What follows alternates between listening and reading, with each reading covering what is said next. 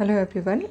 आप लोगों में से काफ़ी सारे लोग हैं जो कि एरिका पाम को लेकर परेशान होते हैं और मैं भी जैसे कि मैंने स्टार्टिंग में आपके साथ शेयर किया था कि मैंने भी जब अपनी बागवानी की शुरुआत की थी, काफ़ी सारे एरिका पाम जो है मैंने ला कर ख़राब करके मार दिए थे और उसके बाद मैंने लगाना छोड़ दिया था। देखिए, पिछले 2 साल से ये पौधा मेरे पास है और ये तकरीबन 4-5 महीने इंडोर रहता है, बिल्कुल टोटली इंडोर, जिसमें मैं एक दिन के लिए भी बाहर नहीं रखती हूँ। और जब बहुत ज़्यादा गर्मियाँ हो जाती हैं तो मैं इस प्लांट को उठाकर बालकनी में रख देती हूँ कुछ टाइम के लिए। और समय समय पर इस पौधे को मैं इसलिए दिखाती रहती हूँ कि अगर आप थोड़ी सी इसकी अगर केयर कर लेना तो ये इंडोर भी बहुत अच्छे से रह सकता है। ये जहाँ पर रखा हुआ है इस जगह पर मेरे सर्दियों में देखिए धूप आती थी, तकरीबन छनी हुई धूप जिसको कहते हैं विंडो से 1.5 से 2 घंटे की। लेकिन अब धूप आनी बंद हो गई है। धीरे धीरे करके जैसे जैसे गर्मियाँ आएंगी इस पर बिल्कुल भी धूप नहीं आएगी, लेकिन रोशनी भरपूर मात्रा में आती है। विंडो जो है ओपन रहती है तो एयर भी मिल जाता है। तो मैं इस बार इसको भी थोड़े दिनों के लिए बालकनी में रखूँगी, उसके बाद वापस इंडोर ही रख के इस बार देखूँगी कि ये गर्मियों में भी अंदर कैसे सर्वाइव करता है, क्योंकि गर्मियों में मेरे घर में बहुत ज़्यादा हीट जनरेट होती है। टॉप फ्लोर है, हालांकि जब से मैंने प्लांटेशन ऊपर किया है तब से काफ़ी ठंडा रहने लगा है, लेकिन फिर भी मैं इसे कुछ दिनों के लिए बाहर निकाल लेती हूँ। अब देखिए, आप लोगों के जो सवाल आते हैं कि मैम हमारी पत्ती जो प्लांट है उसकी लीव्स जो है कॉर्नर से ब्राउन हो रही हैं, तो देखिए मेरे यहाँ भी होता है। और जो मैंने नोटिस किया है ये चीज़ जो होती है, ये कई बार मैं पानी देना भूल जाती हूँ इसमें और इसकी मिट्टी एकदम से ड्राई हो जाती है। एक तो देखिए तब होती है ये, या हम बहुत ज़्यादा पानी एक्सेस में डाल देते हैं तब होती है। तो मैं जब भी अगर ऐसा हो जाता है तो मैं पूरी की पूरी लीव्स नहीं हटाती हूँ, ये जितना भी ब्राउन पार्ट है उसको हटा देती हूँ कट करके। तो लीव्स देखिए, जैसे इधर से आप देख रहे होंगे मैंने पूरा जहाँ से ख़राब थी ब्रांच नहीं सॉरी लीव्स, मैंने सारी की सारी हटा दी थी। इसी तरीके से देखिए इस वाली लीव्स पर मैंने किया हुआ है, पूरा का पूरा ब्राउन पार्ट कट कर दिया था और लीव्स सही रहती हैं। दूसरा देखिए, इस पर अगर आपने इंडोर रख रखा है तो सबसे पहली चीज़ तो जो करनी है कि इसको आप पोरस एकदम मिट्टी में लगाइए कि पानी इसमें होल्ड बहुत ज़्यादा ना हो। हालांकि ये चिकनी मिट्टी में लगे हुए आते हैं और जैसा कि मैंने बताया मैं मिट्टी बिल्कुल हटाती नहीं हूँ। मैंने ये हैंडमेड कपड़े के सीमेंट के पॉट में लगाया हुआ है और लास्ट ईयर मैंने आपके साथ शेयर किया था, इसका पूरा का पूरा एक स्टेम जो है गल के ख़राब हो गया था। तब से मैंने इसको उस टाइम पर रूट फिलिंग किया था और रूट फिलिंग करके मैंने सिर्फ इसमें डाला था नीम खली, थोड़ी सी मिट्टी इसकी सही की थी नीम खली डाल के, और उसके बाद मैंने इसमें 2-3 बार एलोवेरा का बायो एंजाइम डाला था। इसके अलावा कोई भी खाद नहीं डाली है तब से और प्लांट काफ़ी अच्छे से ग्रोथ कर रहा है। न्यू लीव्स देखिए आ रही हैं रेगुलर, बट हाँ इसकी मिट्टी मॉइस्ट रहती है। मैं बहुत ज़्यादा वो नहीं करती हूँ इसकी मिट्टी को ड्राई, क्योंकि जब भी मैंने इसकी मिट्टी को बहुत ज़्यादा ड्राई किया है मैंने देखा है इसकी लीव्स सूख जाती हैं। अब आप देख रहे होंगे जब हम इस प्लांट्स को उगाते हैं ना तो इसकी जो पत्तियों के पास में इस तरीके से वाइट कलर का फंगस टाइप का होने लगता है।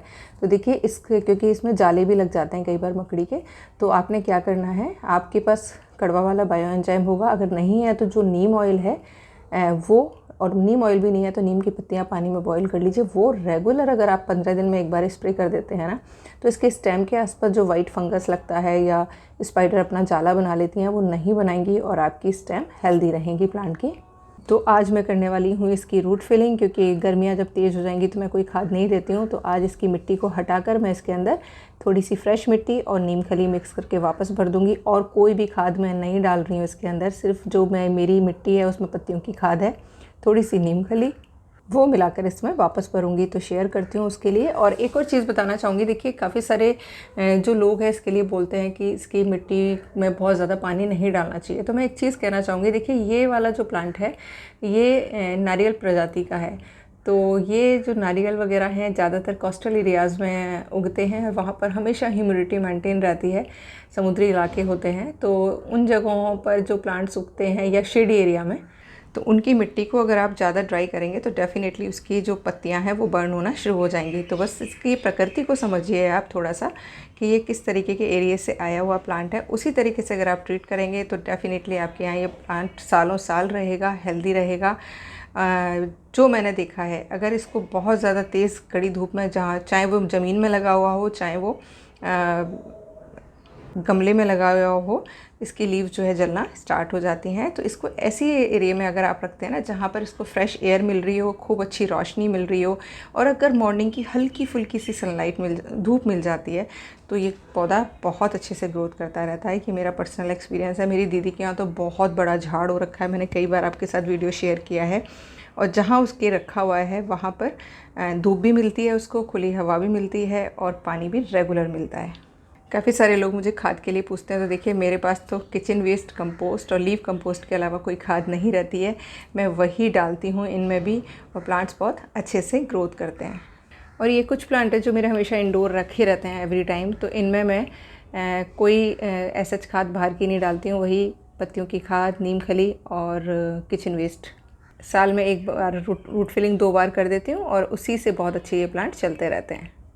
अब देखिए आपको एक चीज़ दिखाती हूँ मैं, ये कहने को चिकनी मिट्टी के अंदर लगाया हुआ था, लेकिन देखिए मैं जब रूट फिलिंग करती हूँ उसके अंदर जब मैं अपना बनाई हुई खाद वगैरह डालती हूँ तो देखिए मिट्टी कितनी पोरस हो जाती है कि हाथ से ही ये जो सारी मिट्टी है ईज़िली बाहर निकल रही है।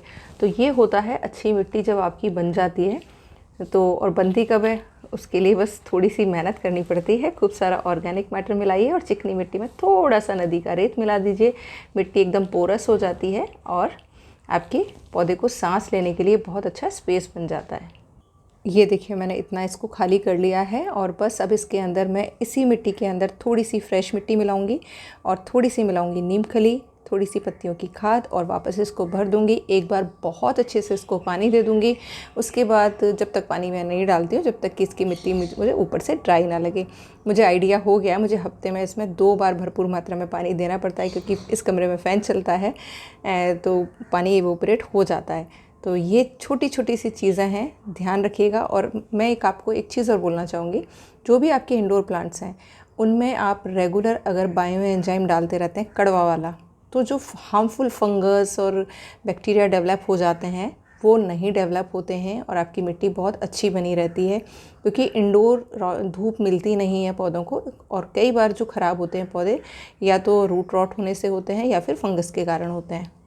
और एक कोशिश करिए, अगर हो सकता है ना, आप सजावटी गमले रखिए खूब सारे, लेकिन अगर आप लगाएं ना तो या तो मिट्टी के पॉट लीजिए या बना सकते हैं इस तरीके से कपड़े के, सीमेंट के, इनमें बहुत अच्छे से ग्रोथ करते हैं। पौधे ख़राब होने के चांसेस ना के बराबर होते हैं, क्योंकि प्लास्टिक में पानी इवोपरेट नहीं होता है, उसकी वजह से सड़ गल कर मर जाते हैं। तो ये छोटी सी टिप है जिसे अगर ध्यान रखेंगे तो आपके इंडोर प्लांट्स भी बहुत अच्छे से ग्रोथ करेंगे।